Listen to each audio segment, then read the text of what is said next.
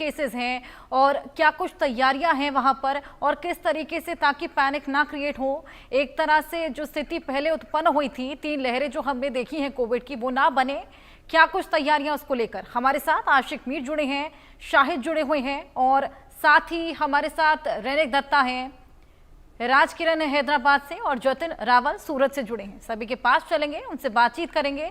शाहिद, सबसे पहले मैं आपके पास आऊंगी। मुंबई में ताजा आंकड़ा क्या है, क्या तैयारियां हैं?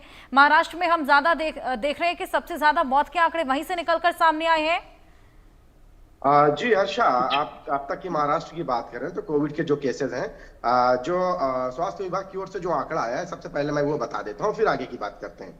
अब तक की पूरे महाराष्ट्र की बात करें हर्षा, तो 467 केसेस जो है महाराष्ट्र में है, और वहीं मुंबई में 32, थाने में 2, थाने महानगर पालिका में 14, और नवी मुंबई महानगर पालिका में 1, कल्याण डोंबिवली महानगर पालिका में 1, रायगढ़ जिले में 2, पनवेल महानगर पालिका में 1, नासिक महानगर पालिका में 1, पुणे में 1, और पुणे महानगर पालिका में 19, पिंपरी चिंचौड़ महानगर पालिका में 3, सतारा में 2, कोल्हापुर में 1, कोल्हापुर महानगर पालिका में 1, और सांगली महानगर पालिका में 3।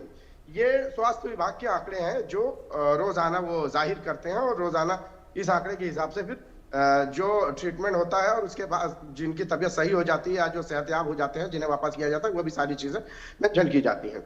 अब चूंकि पूरे देश में अगर बात करें तो पहले आपने जिक्र किया है, मुंबई हमेशा से जो है चूंकि भीड़ भाड़ वाली जगह रही है, और यहाँ पे जो है कोविड के केसेस में इसलिए भी इजाफा देखने को मिलता है क्योंकि सोशल डिस्टेंसिंग या जो कोरोना के लेकर जो कवानीन बनाए गए हैं उन पर अमल नहीं हो पा रहा है।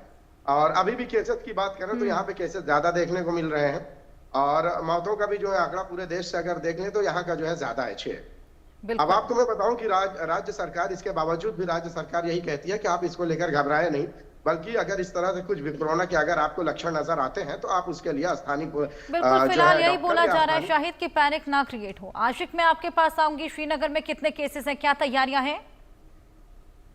देखिए हर्षा, बिल्कुल श्रीनगर में 2 एक्टिव पॉजिटिव केसेस जो है वो कुछ दिन पहले पाए गए, जब केरला से लौटे 2 जो डॉक्टरेट की डिग्री यहाँ पर जीएमसी श्रीनगर में कर रहे थे, वो छुट्टी पर गए थे, और जो ही वो घर से लौटे तो यहाँ पर उनकी हालत जो है नाजुक बताई गई, जिसके बाद उनको टेस्ट किया गया और दोनों जो है पॉजिटिव निकले।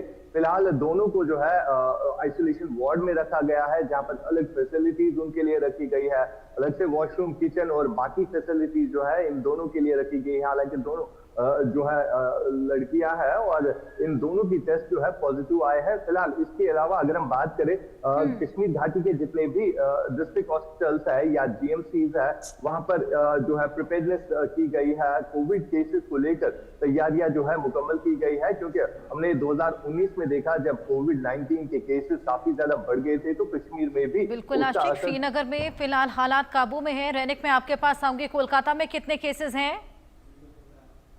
देखिए, कोलकाता में जितना टाइम जा रहा है उतना ही कोविड के जो केसेस है वो बढ़ता हुआ नजर आ रहा है, क्योंकि पिछले 24 घंटे में कोलकाता का 4 अस्पताल में 7 नया कोविड एक्टिव केसेस देखने को मिला है, जिसमें वेस्ट बंगाल हेल्थ डिपार्टमेंट की तरफ से कहा जा रहा है कि पिछले 20 दिनों में करीब 30 लोग एक्टिव हुआ है कोविड-19 पे। और कोविड का ये जो नया वेरिएंट, इसको देखते हुए, इसको ये जिस तरीके से फैल रहा है, इसी को देखते हुए precautionary measure West Bengal government की तरफ से लिया जा रहा है।